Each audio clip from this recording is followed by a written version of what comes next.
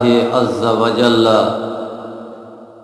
وخلق اہل بیتی من نوری، میں خدا کے نور سے خلق ہوا ہوں اور میرے اہل بیت میرے نور سے خلق ہوئے ہیں۔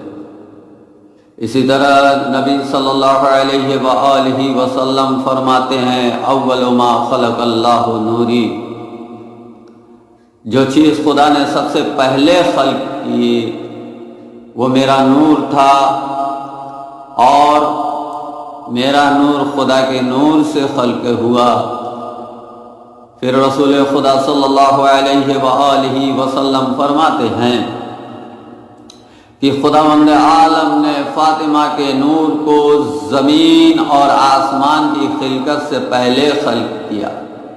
نور فاطمہ خلقت آدم سے پہلے خدا کے نور